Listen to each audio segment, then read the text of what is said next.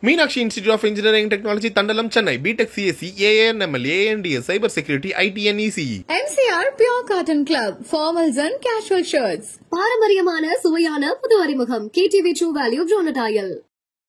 நம்மளுடைய ஸ்கின்னுடைய exact electrical conductivity போய் சொல்ல ஆரம்பிக்கும் போது நமக்கே தெரியாமல் கொஞ்சோண்டு ஸ்வெட்டு தான் ஆகும். பெருசாக கிடுகிடுன்னு வெட்டும். ஒரு மனிதனுடைய pulse, BP, temperature, skin conductivity, ECG இதெல்லாம் வச்சுக்கிட்டு கேள்விகள் கேட்டால்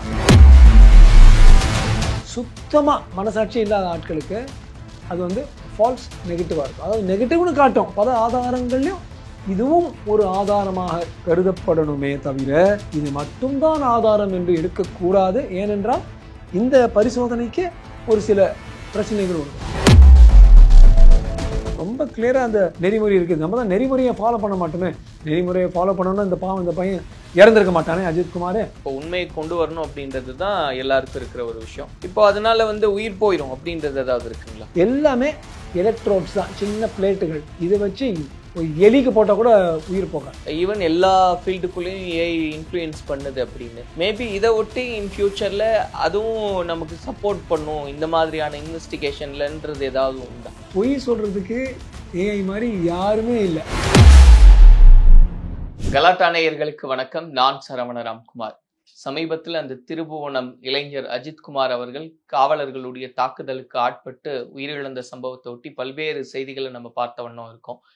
இந்த விஷயத்துல முக்கியமா பேசப்பட்டது என்னன்னா, இன்னைக்கு எவ்வளவோ வளர்ந்துருக்கோம், சயின்டிபிக் மெத்தட்ஸ் இருக்கு, இந்த காலத்திலயும் இப்படியான ஒரு விசாரணை முறை தேவையா அப்படின்ற கேள்விகள் எல்லாம் இருக்கும்போது, குறிப்பா இந்த சயின்டிபிக் மெத்தட்ல எப்படி உண்மையை வரவழைக்கிறது அப்படின்னா என்ன, இப்படியான கேள்விகள் நிறைய இருக்கு இல்லையா? அது குறித்து தான் பேசுறதா இருக்கும். மருத்துவர் ராஜ்குமார் அவர்கள் நம்மோட இருக்காரு. அவர்கிட்ட நிறைய விஷயங்களை பேசலாம். வணக்கம் சார். வணக்கம் சார்கே. சார் சொன்னது மாதிரி இன்னைக்கு சயின்டிபிக் மெத்தட் எல்லாம் இருக்கு.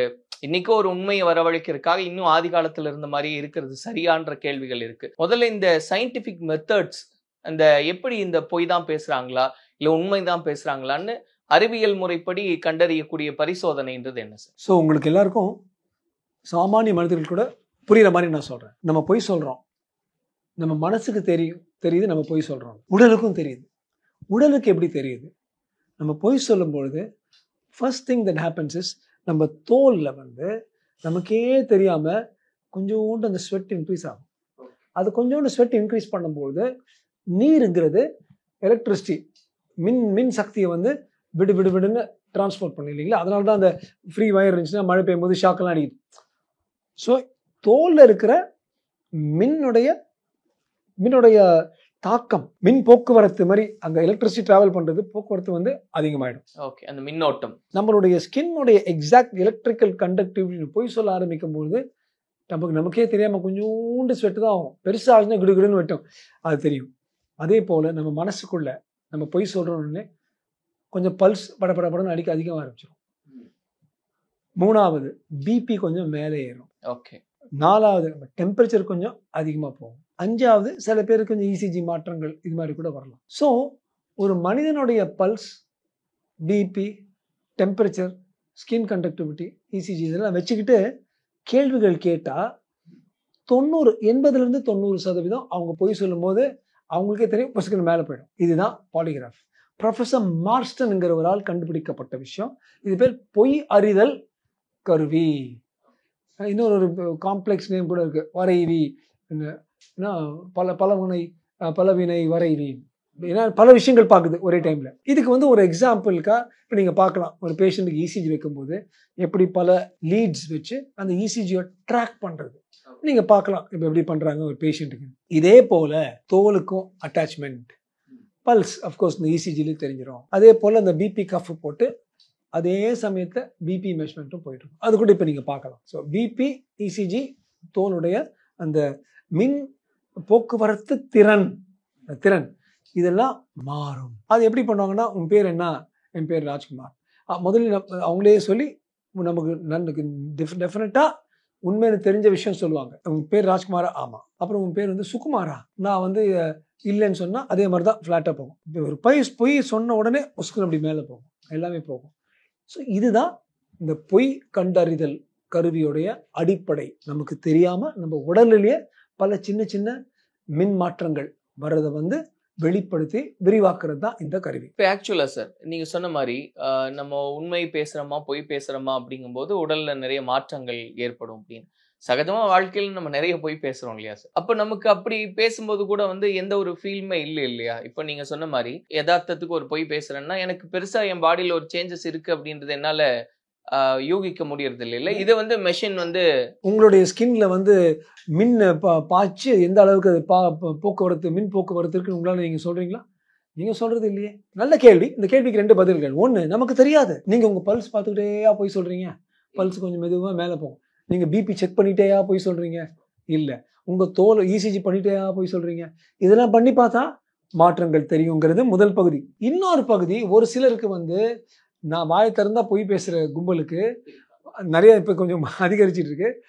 ஆனா ஒரு சிலருக்கு சுத்தமா மனசாட்சி இல்லாத ஆட்களுக்கு அது ஃபால்ஸ் நெகட்டிவா இருக்கும். அதாவது நெகட்டிவ்னு காட்டும், ஆனா ஆக்சுவலா அது தப்பு நெகட்டிவ். அல்லது சில நல்லவங்களுக்கு ஆனா ரொம்ப பயந்த கேஸுங்களுக்கு ஐயோ பிடிக்க போறாங்கன்னு நினைக்கிற ஆட்களுக்கு ஃபால்ஸ் பாசிட்டிவ் வரலாம். ஸோ இதனால தான் இந்த false positive and false negative, அதாவது சுத்தமா மனசாட்சி இல்லாதவர்கள் அல்லது பயந்தாங்கோடிகள், இந்த 2 பேருக்கும் இந்த பயந்தாங்கோடிக்கு பாசிட்டிவ் சும்மா காட்டும். இவன் கெட்டவனுக்கு, ரொம்ப கெட்டவனுக்கு, சில மனசாட்சி இல்லாதவனுக்கு, மறுத்து போனவனுக்கு ஒன்றும் இல்லைன்னு காட்டும். இதனால தான் it's not 100% sensitive or specific. இது ஒருத்தருக்கு பாசிட்டிவ் இருக்குன்னு அவனுக்கு தூக்கு தண்டனையோ எலக்ட்ரிக் சேரோ பண்ண முடியாது. இது can only be used as corroborative evidence.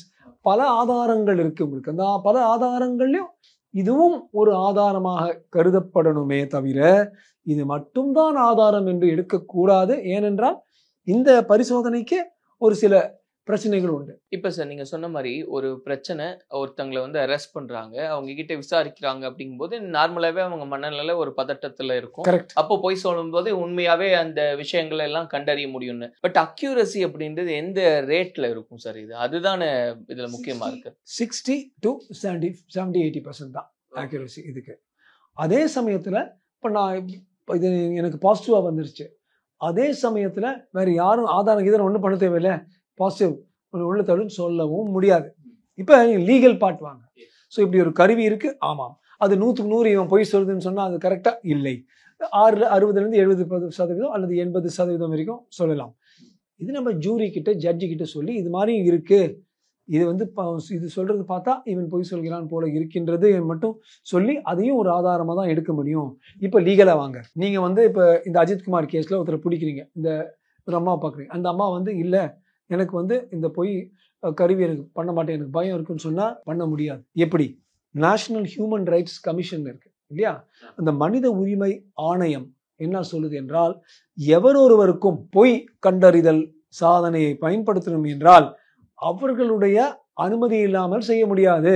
அதுவும் இப்போ ஒருத்தர் இப்போ நிகிதாவுக்கு பண்ண வச்சுங்க, இப்போ ஒரு உதாரணத்துக்கு சொல்றேன். நிகிதாவை கூட்டிட்டு போய் நம்ம ஒரு ஜட்ஜு பக்கத்து உட்கார வச்சு ஒரு ஸ்பெசிஃபிக் செட் இருக்கு, ஜட்ஜு முன்னால சொல்லணும், பாருங்க நீங்க இந்த அஜித்குமார் கேஸ்ல நீங்க ஒரு மேல் அதிகாரியை கேட்கிட்டீங்களா, நாங்க கேட்க போறோம், உங்களை இந்த பண்ண போறோம், are you ready for that? ஆமாம். ஜட்ஜு கேட்கணும், ஆமாம். இது இதுல நீங்க இதை பாசிட்டிவா வந்தா உங்களை நாங்க இந்த ஆதாரம் உங்களுக்கு எதிராக பயன்படுத்தப்படும், ஆமாம். அதெல்லாம் ஒத்துக்கிட்டாங்கன்னா அவங்க சிக்னேச்சர், ஜட்ஜு சிக்னேச்சர், அவங்க லாயர் பக்கத்துல இருக்கணும். ரொம்ப கிளியரா அந்த நெறிமுறை இருக்குது. நம்ம தான் நெறிமுறையை ஃபாலோ பண்ண மாட்டோமே. நெறிமுறையை ஃபாலோ பண்ணணும்னா இந்த பையன் இறந்திருக்க மாட்டானே அஜித்குமார்.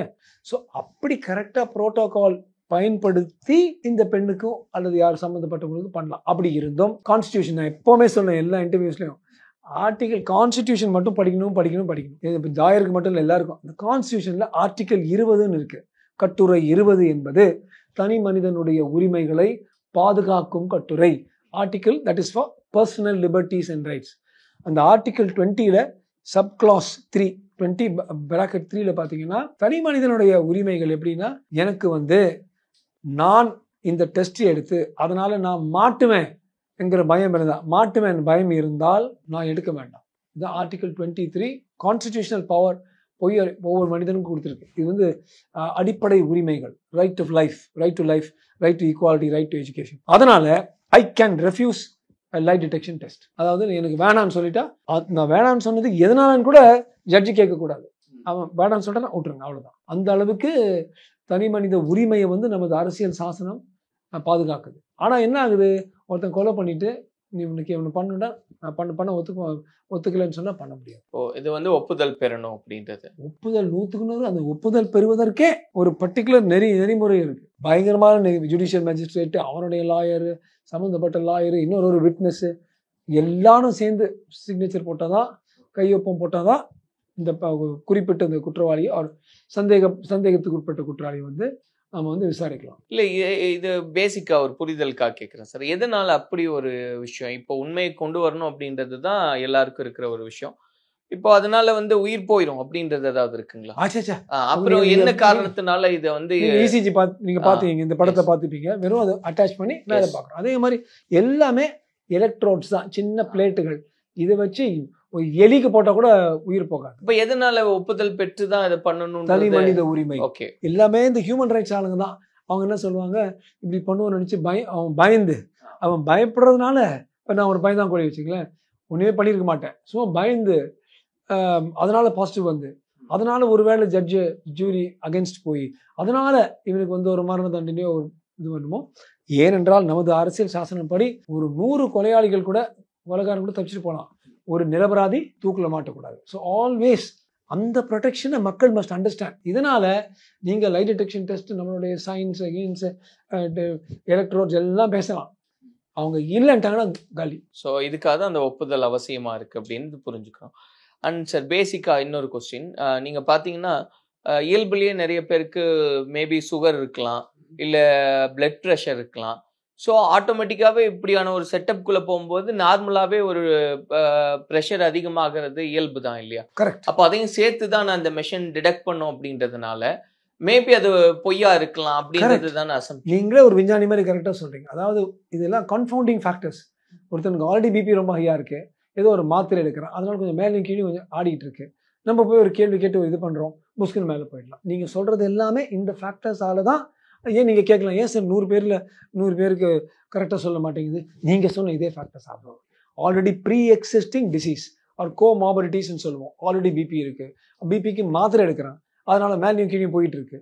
இப்போ ஏற்பட்ட அந்த பேக்ரவுண்ட் பின்புலம் இருப்பவர்களுக்கு அந்த ரிப்போர்ட், கடைசி ரிப்போர்ட் இந்த பரிசோதனையில் வருது, அந்த அளவுக்கு நம்பக்கூடிய ஒரு ரிப்போர்ட்டாக இருக்காதுங்கிற காரணத்தினால தான் இது only 60 to 80% நம்ம சொல்றோம். இந்த மாதிரியான டிஃபிகல்டிஸ் இருக்கு இதுல, அதனாலேயே வந்து இதெல்லாமே யூஸ்லெஸ் அப்படின்னு சொல்லிடலாம். யூஸ்லெஸ்ஸும் சொல்ல முடியாது. ஏன்னா எந்த வித விஷயம் ஒரு 60% 80% நமக்கு வந்து பயன்படுத்தக்கூடிய அளவுல இருந்துச்சுன்னா அதுவும் ஒரு, அதாவது நம்ம அடிஷனலி ஒரு அடிஷனல், கரெக்ட், ஒரு additionally it's evidence, additional factor, இது மட்டும்தான் சொல்லக்கூடிய அளவுக்கு 100க்கு 100 அது வரைக்கும் எந்த ஒரு நாடுலையும் அது வரல. முக்காவாசி நாடுகளில், பல நாடுகளில் it's not admissible at all in court. I think அமெரிக்காவில் இட்ஸ் நாட் அட்மிசிபிள். நமக்கு admissible, but you can't depend only on that. And இது மட்டும் தான் இருக்கா சார், இல்லை சயின்டிஃபிக்காக வேற சில வழிமுறைகள்லாம் இருக்கு அப்படின்றது உண்டா? ஆமாம், இப்போ நீங்கள் லேட்டஸ்ட் கேட்டிங்கன்னா அஃப்கோர்ஸ் இந்தியாவிலே ஒரு 2-3 தான் இருக்கும். ஃபங்க்ஷனல் எம்ஆர்ஐன்னு ஒன்று இருக்குது. இந்த ஃபங்க்ஷனல் எம்ஆர்ஐ வந்து எந்த பகுதி நம்ம பிரெயினில் வந்து ஆக்டிவேட் ஆகிருக்குங்கிறது அது லைட்டப் ஆகும். ஸோ ஒரு மனிதனுக்கு அந்த டை எல்லாம் கொடுத்து அவனை எம்ஆர்ஐயில் போட்டு தூங்கவும் விடாமல் இந்த கேள்விகளை கரெக்டாக கேட்டு அந்த கேள்விகளுக்கு அவன் சொல்கிற பதில்களில் இந்த பொய் சொல்கிற பகுதி, பிரெயினில் அந்த பொய் சொல்கிற பகுதி லைட்டப் ஆச்சுன்னா இவன் வந்து பொய் சொல்கிறான். கற்பனைக்கு ஒரு இருக்குது, அதாவது வந்து அவன் நீ எங்கே பண்ண, நான் என் ஃப்ரெண்டு வீட்டில் போனேன் சொல்கிறதுக்கு ஏதோ ஒரு ஃப்ரெண்டு அவன் கற்பனையிலேருந்து தானே கொண்டு வரான். அப்போ அந்த கற்பனை அந்த ட்ராயிங் பண்ணும்போது ஒரு பகுதி வந்து லைட்டப் ஆகும். ஸோ அந்த ஃபங்க்ஷனல் எம்ஆர்ஐ வச்சு சொல்லலாம் ஓரளவுக்கு. அண்ட் தெர் சம் ஆல்ரெடி ஒரு சில ஆவணங்களும் ஆய்வுகளும் வந்துட்டு இருக்கு. அதாவது ஒரு ஒப்புதல் நம்ம பிட்வீன் இந்த ஃபங்க்ஷனல் எம்ஆர்ஐ ஒரு பக்கம், இன்னொரு பக்கம் பொய் கண்டறிதல் கருவி, கம்பேரிங் தீஸ் டூ, அதில் பார்த்தா கூட இந்த 60 to 80% இருக்கு. ஸோ அது ஒட்டி ரிசர்ச் தான் நடந்துட்டு இருக்கு. ஆமாம், ஆனால் நல்ல ஒரு ஃபேர்லி அட்வான்ஸ் ஸ்டேஜுக்கு வந்துருச்சு. ஓகே, ப்ராபப்ளி அது ஒழுங்காக வந்துட்டு 2-3 வருடங்களில் அது வந்து can be used as evidence also. அப்போ கன்க்ளூஷன் வந்துடலாம் சார். அப்போ இன்னுமே நம்ம பழைய முறைப்படி தான் விசாரணை அப்படின்றது நடத்த வேண்டிய அவசியம் இருக்கா? ஏன் நம்ம நீங்கள் பிரச்சனை வச்சு போலீஸ்காரனுக்கு திருப்பி ஒரு ரைட்டர் வந்து சிஎஸ்ஆர் எஃப்ஐஆர்னு, முதல் எஃப்ஐஆர் சிஎஸ்ஆர் இந்த ஐபிசி எப்போ வந்துச்சு? 1861, 1860, 1861. அதுக்கே நம்ம இன்னும் நம்ம நியர்லி 160 years old யூஸ் பண்ணுறோம்ல. ஸோ இதெல்லாம் விஞ்ஞானம் வந்து, ஏன்னா இப்போதைக்கு பெரும்பாலும் விஞ்ஞான வளர்ச்சி, உயிர்களை காப்பாற்றுவது, ஒரு ஒரு கேன்சருக்கு வந்து புற்றுநோய் வந்து கண்டறிதலுக்கு, இதுக்கெல்லாம் எய்ட்ஸுக்கு வந்து கியூர், கோவிடுக்கு கியூர் போன்ற உயிர் காப்புதலில் வந்து தான் போயிட்டு இருக்கு. ஸோ இதில் வந்து இந்த ஃபாரன்சிக் பார்ட் கொஞ்சம் தான் அதில் பட்ஜெட்டிங்கு, டேட்டா எல்லாமே. அப்படி இருந்தும் ஓரளவுக்கு இந்த பாலிகிராஃப் அண்ட் ஃபங்க்ஷனல் எம்ஆர்ஐ இது 2 தவிர மனசாட்சி தான் பொய் இல்லையான்னு சொல்லலாம். மனசாட்சியை ஊடுருவி பார்க்குறதுக்கு யாருமே இனிமேல் இது வரைக்கும் இந்த மிஷினும் கண்டுபிடிக்கலைங்க. ஸோ அப்போ இன்னும் இது இம்ப்ரூவைஸ் பண்ண வேண்டிய ஒரு ஸ்டேஜில் தான் இருக்கும். டெஃபினெட்லி இன்னும் ஃபங்க்ஷனல் எம்ஆர்ஐ பெரிய advantage. I feel another 5 to 10 years 5-10 வருடங்களில் பெரிய மாற்றங்கள் பார்க்க முடியும். ஆனால் இந்த ஃபங்க்ஷனல் எம்ஆர்ஐ, ஒரு ஃபங்க்ஷனல் எம்ஆர்ஐ அவ்வளோ எக்ஸ்பென்சிவ். இதெல்லாம் ஒவ்வொரு மிஷினும் 20 கோடி 30 கோடி 40 கோடி இப்படி தான் இருக்கும்.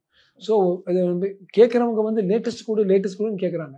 ஆனால் எங்கேயும் அந்த பொருளாதார கோணத்திலிருந்து நம்ம பார்க்க வேண்டிய சூழ்நிலையில் எல்லாம் இருக்கும் இல்லையா? சரி, இப்போ இருக்கக்கூடிய சூழ்நிலை வச்சும் ஒரு கேள்வி. இப்போ ஏஐ பற்றி நம்ம நிறைய பேசுகிறோம். ஈவன் எல்லா ஃபீல்டுக்குள்ளேயும் ஏஐ இன்ஃப்ளூயன்ஸ் பண்ணுது அப்படின்னு. மேபி இதை ஒட்டி இன் ஃபியூச்சரில் அதுவும் நமக்கு சப்போர்ட் பண்ணும் இந்த மாதிரியான இன்வெஸ்டிகேஷன்லன்றது ஏதாவது உண்டா? ஏஐ வச்சுக்கிட்டு என்ன மாதிரி பொய் சொல்லலாம் தெரியுமா? ஆஹா, பொய் சொல்கிறதுக்கு ஏஐ மாதிரி யாருமே இல்லை. I am very much for AI. I believe in AI. Use it for good. அதை வச்சுட்டு என்ன பண்ணலாம். ஸோ அதை உள்டா அந்த பக்கத்துலேருந்து ஆடிக்கிட்டு இருக்கு. ஒருவேளை காலப்போக்கில் ஏஐ இந்த பக்கம் கொண்டு வந்து அதை பிக்கப் பண்ணலாம். But I will tell you one example of AI. இந்த ஃபங்க்ஷனல் எம்ஆர்ஐஸ் இருக்குல்ல, இந்த எம்ஆர்ஐஸை கடன்னு பார்த்து என்னென்ன நம்மளை பொய் சொல்லும் போது எந்த பார்ட் லைட்டப் ஆகுதுன்னு பார்த்துட்டு அப்போ ஒருத்தருடைய பதிலில் இருந்து அது கோரிலேட் பண்ணி அந்த பேட்டர்னை பிடிச்சி இது வந்து இவன் ப்ராபப்ளி இவன் பொய் சொல்கிறான்னு ஏஐ சொல்லும். அதை ரீட் பண்ணுறதுக்கான விஷயமா ஏஐ வச்சு எக்ஸாக்ட்லி அந்த ஃபங்க்ஷனல் எம்ஆர்ஐயை ரீட் பண்ணி ஏஐ வந்து பேட்டர்ன்ஸ் பார்க்கும். ஒரு 100,000 பார்த்து 100,001வது ரிப்போர்ட்டு ரொம்ப ஆக்யூரேட்டாக இருக்கும் அதை பார்த்து. ஸோ அதுக்கு they can use it. Maybe in ஃபியூச்சரில் அது கூட நமக்கு சப்போர்ட் பண்ணலாம். ஆல்ரெடி ஓரளவுக்கு AI is being used in functional MRI purely as an it's only an experimental basis தான் இப்போதைக்கு for the lie detection. But நிச்சயமாக அடுத்த 3-5 வருடங்களுக்குள்ளார AI based functional MRI monitoring for lie detection வந்துடும். அப்போ வந்து பொய் கண்டறிதல் வந்து இப்போ நீங்கள் பார்த்த மாதிரி இது ஃபிக்ஸ் பண்ணு அதை ஃபிக்ஸ் பண்ணலாம். அதாவது உள்ள பிரெயினில் போய் சொல்கிறோம், அது பிரெயின்லேருந்து வெளியில் வந்து அதோடைய பிரதிபலிப்பு வெளியில் பார்க்குறோம், அதை மெஷர் பண்ணுறோம். ஆனால் ஃபங்க்ஷனல் எம்ஆர்ஐ வந்து அந்த பிரெயின்குள்ளாரே பிரெயின் எப்படி யோசிக்குது, எந்த பகுதி பிரெயினில் வந்து இயங்குதுன்னு சொல்லி அதை வச்சு போய் சொல்கிறாங்களா இல்லையான்னு சொல்ல முடியும். சார் நன்றி சார். என்ன நிறைய சயின்டிஃபிக் மெத்தட்ஸ் எப்படி ஃபங்க்ஷன் ஆகுதுன்றதை பற்றி கிளியர் கட்டாக சொல்லியிருக்கீங்க. அண்ட் எதிர்வரும் காலத்தில் இதெல்லாம் இன்னும் முழுமையடையும் போது இந்த மாதிரியான விஷயங்களை நம்ம தவிர்க்கலாம். இந்த மாதிரி நடக்காது. ஏன்னா இந்த மாதிரி லாக்அப் டெத்ஸ் எல்லாம் நடக்காமல் பார்க்க முடியுன்றது தான் இதனுடைய நோக்கமாக இருக்குது. அந்த மாதிரி சீக்கிரமாக மாறுவோம் அப்படின்றத நம்புவோம் சார். நன்றி, வணக்கம், Jai Hind. Meenakshi institute of engineering technology Thandalam Chennai. BTech CSC, ANML, ANDS, cyber security, IDN, ECE. MCR Pure Cotton Club, formals and casual shirts. பாரம்பரியமான சுவையான புது அறிமுகம் KTV True Value Bronadile.